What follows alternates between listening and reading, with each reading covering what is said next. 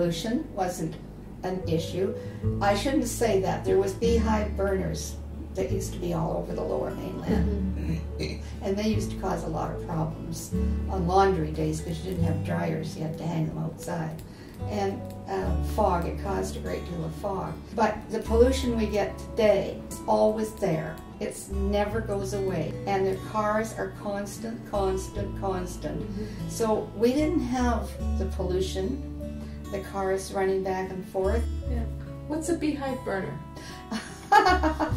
Interesting. It's they're outdoor. It's in a mill, and it's huge. I'd say probably the size of this kitchen, and probably in that area would be huge. It's burning off stuff, and it has a screen, and it's round this way. And when it gets to the top, it's also round, has a dome, and it's a screen. So the ash all flies out of that screen. So when you hang your laundry out on Monday morning, with the beehive burner. Okay. And there was a lot of those around the lower mainland at one point. They were all in the mills, because we had Mohawk Lumber Company down here at the foot of Queens Avenue. We had Alaska Pine down here where Scott Paper or that other paper company. Alaska Pine. We had Timberland across the way.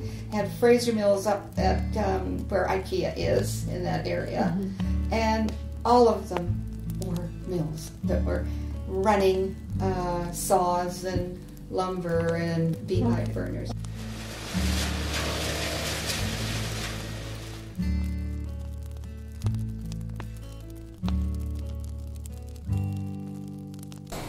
That's where I actually started to work in a beehive burner.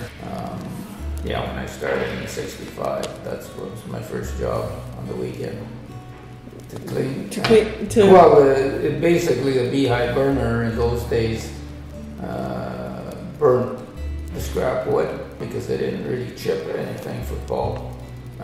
Scrap wood, bark, some sawdust, and some shavings. And it would start on midnight on Sunday, and they would light it up because it would die out by Sunday. They would start it up, and they had a conveyor that would drop into it, and if they couldn't burn the wood fast enough, or the waste, they'd have to shut the mill down. Oh, okay. Because they couldn't get rid of it. So what I would end up doing when I started was we couldn't do it on Saturday because it'd still be hot. The cinders would be in there hot. So basically it was probably, about 80 feet across in diameter. And it had, underneath, it had 4 tunnels with grates about 4 feet wide. And the tunnel would be probably just roughly the width of this table, and it'd be deep about 4 feet. And they had air, forcing air through these tunnels so the wood would burn.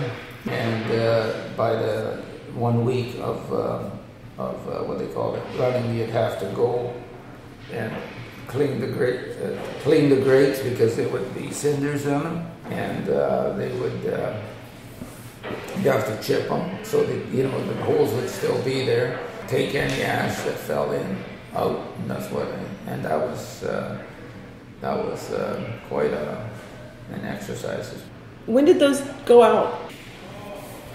Well, I'm thinking I started there in '65, probably in the early '70s. Then the process changed as well. Then the mill ended up being modernized, and they ended up getting a barker in there, took the bark off, and then all the wood scraps were bark free. And they ended up putting a chipper in there, which would chip all the clean wood into little chips for pulp making.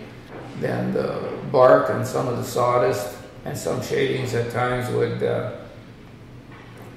and they made hog fuel with it. And hog fuel usually got barged out. What is hog fuel? It's a combination of bark, sawdust, and shavings.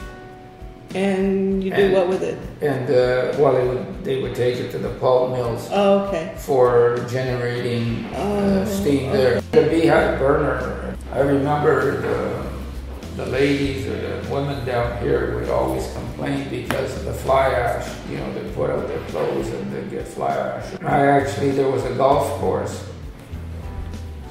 I was working part-time when I was from high school.